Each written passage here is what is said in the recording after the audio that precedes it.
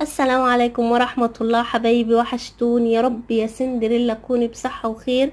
وأهلا بيكي في أسرار سندريلا. النهاردة مش عارفة، جاي لي إحساس كده بالحنين ممكن عشان الصيف بدأ يدخل في موسم الأفراح يعني يعتبر أكتر الناس اللي بتتجوز بتبقى الأفراح في الصيف، وانتوا عارفين ليالي الملاح والكلام ده. فحبيت قوي ان انا اطلع ذكريات واتفرج على ألبوم الصور بتاعي. هو الفرح كان في نادي القوات المسلحة. طبعا انا متجوزة يعني بشهر الستة ان شاء الله هبقى 8 سنين. واكيد هنحتفل مع بعض بعيد جوازنا ان شاء الله.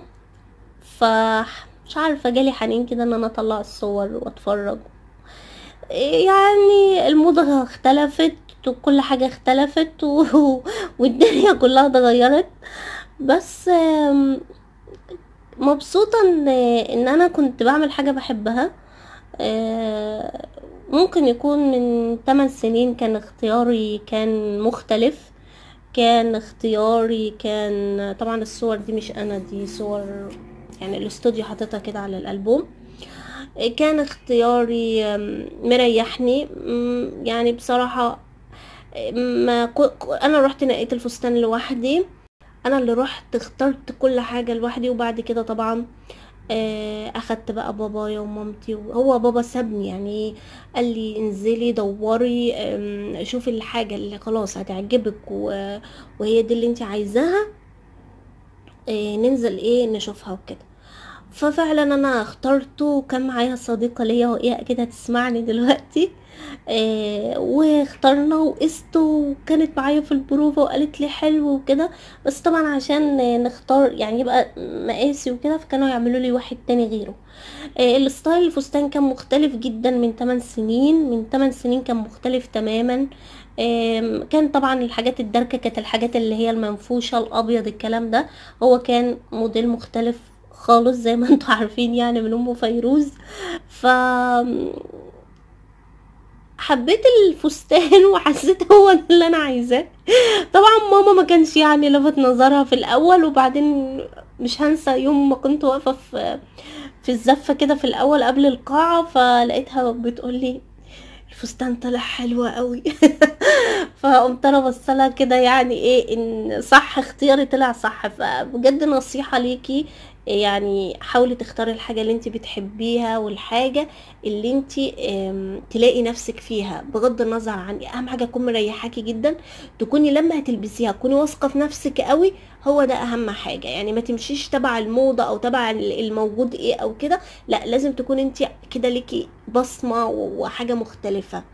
رغينا كتير قوي قوي. يلا بينا بقى نشوف الصور. ده شكل الألبوم من بره. طبعا هو أيامنا كان تحسوه كده ناشف كده. ده طبعا كان شكل جديد. أنا كنت صورت عند استوديو مارشيل. طبعا دلوقتي بقى ليه اسم كبير جدا، اللي هو بنات في شارع جيهان. لا، مش في شارع جيهان، عند الثانوية. لان انا كنت عند كوافير محمود عبد العزيز اللي كنت باخدكم، وانا لما بنزل الاجازه طبعا لازم بروح له، بعمل ماسكاتي وحاجتي هناك عند مدام نجوى. ف ده يعتبر كان قريب جدا، وبصراحه يعني تصويره وحاجته تحسها دايما مختلفه. يعني شوفوا هو ده مثلا من 8 سنين كان شيك جدا. فبالنسبه لي انا كنت حاسه ان هو هيعمل الحاجات اللي في دماغي والحاجات المختلفه اللي في دماغي. مبدئيا ده شكل الفستان. زي ما انتوا شايفينه كده، هو كان اوف وايت ما كانش ابيض. الطرحة انا عملتها برضو نظام زي كشكشة كده من فوق عشان تليق مع الفستان كان سيمبل جدا جدا، يعني ما فيهوش اي حاجة خالص. ولغاية تفصيلة البوكيه الورد. بوكيه الورد كان اللي هو الوردة اللي هي آم، اسمها ايه،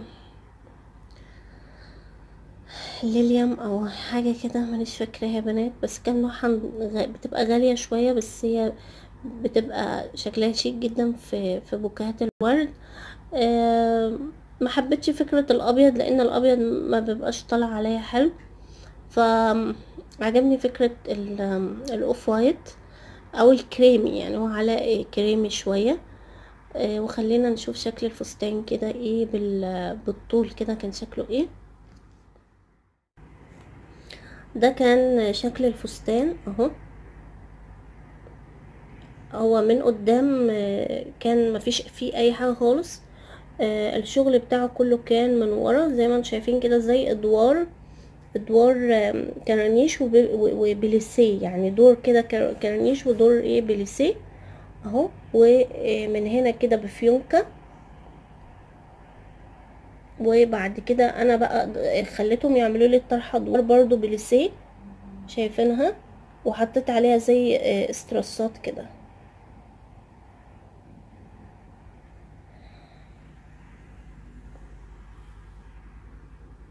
هنا الصورة كأننا بنعدي السور يعني بنعدي سور الحديقة، وهنواجه الصعاب، الصدق ممكن تنفع على الغربة يعني. وهنا هنعدي السور ومش عارفة هنوصل لفين وهنروح فين، وانا معاك مطرح ما تروح وما تخافيش انا جنبك.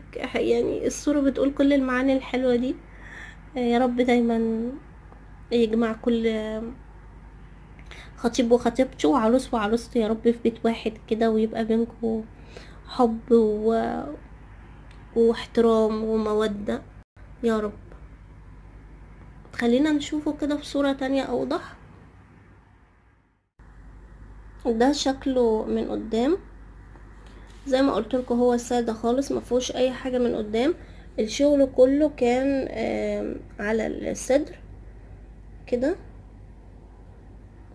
طبعا انا خليتهم عملوا لي الكاش مايو بالكورنيش ده، بحيث الكورنيش اللي في الكم يليق مع الطرحة، ويليق مع ايه مع الحاجات اللي موجودة في الديل.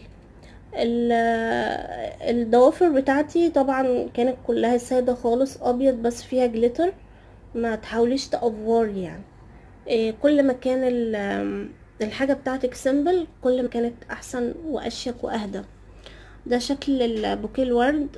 يعني انا بحبه جدا جدا جدا جدا البوكيه ده. وطبعا حاولي ما يبقاش فيه الوان. واكيد بقى يا جماعه الموضه اختلفت، بقى الموضه اختلفت يعني. دي شكل الطرحه.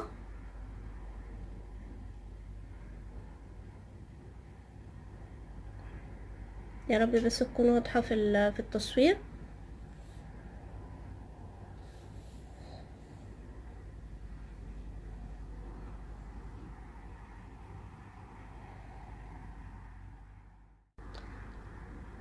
لو عايزين صورة كمان للفستان اهو.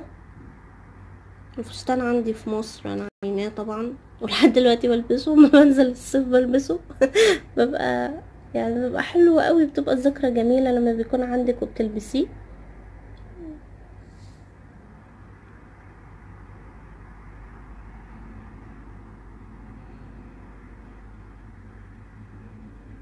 مش عارفة بقى ذوقي هيعجبكم ولا لا العرايس حبايبي.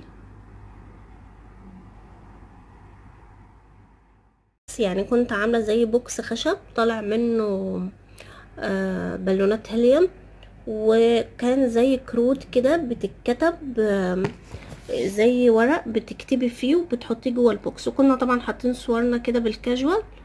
دي انا وانا بره القاعة بكتب الكلمة لزوجي يعني، وبعدين بحطها في البوكس. بجد يعني يعتبر كان اسعد يوم في حياتي والله. احساس ان انت بتعملي كل حاجة، كل تفصيلة صغيرة انت اللي مختاراها وانت اللي منقياها بدون فرض اي حد عليكي. انت اللي عملتي كل حاجة بنفسك، انت اللي كنت بتجري، انت اللي كنت بتروحي لوحدك وتركبي تاكسيات وبتتفقي هنا وبتتفقي هنا. يعني احساس بجد مش عارفه اوصفه لكم. يا رب يرزق كل بنت يا رب بالزوج الصالح اللي يقر عليها ويفرح قلبها يا رب. واحنا داخلين على ايام جميله يعني، كثفوا الدعاء دايما وربنا يا رب يتقبل مني. ودي ام عمر طبعا منوره اهي. يا فشيتك يا ام عمر، يا فشيتك، عسل حبيبتي. يعني عندي حنين ليكوا كبير والله، يعني ربنا يهون يا رب الايام وننزل اجازة كده ونتجمع مع بعض يا رب على خير، ونهزر بقى ونضحك. بجد وحشتوني جدا، عندي حنين لمصر يعني لا تتخيلوه اهي. يعني انا حاولت اصور لكم الحاجات اللي تقدر تفيدكم وتاخدوا منها معلومات. اول حاجه طبعا ان انت تنقي الحاجه اللي انت مرتاحه فيها وحاسه ان هي دي اللي هتريحك. مش مهم كلام الناس، المهم انت تكوني ايه. حاولي لما تختاري انت اكتر واحده عارفه نفسك، يعني انت اكتر واحده عارفه ايه بيليق عليكي ايه ما بيليقش عليكي. اللي انت رايحه بتشتري منها او الصالون او الكوافير اللي انت رايحه له ما يعرفكيش، مش شافك كتير، ما شافكيش بكل الالوان. انت اكتر واحده شايفه نفسك وعارفه نفسك، فاظن انت اكتر واحده هتعرفي ايه اللي بيليق عليكي. ف اتمنى ان هو يكون طبعا دردشه كده، وتكونوا حبيتوا الفيديو، ويكون وصل لكم احساس ان انا عندي حنين لمصر، وعندي حنين لكل حاجه كنت بعملها وانا صغيره. طبعا يعني وما زلت طبعا لسه صغيره، وفي نفس الوقت يكون افاده للبنات المقبلين على الزواج. انتي تختاري الحاجه اللي بتريحك. يعني الفستان ده من 8 سنين كان ايه ده، يعني ده فستان فين المنفوش، فين الجبونه، فين كده يعني. فعايزه ابين لك ان اعملي اللي يريحك، اعملي اللي انتي مرتاحه فيه، هي دي اهم حاجه. ويا رب الرساله تكون الفيديو يكون وصلت لكم ويعجبكم. ولو عجبكم متنسوش تعملوا لايكات وكومنت حلو. والبنات اللي اول مره بتشوفني متنسيش تعملي اشتراك عشان تنضمي معانا لاسره اسرار سندريلا، وتنوريني دايما وتستفادي بكل حاجه انا بقدمها. بحبكم قوي قوي قوي. ام فيروز.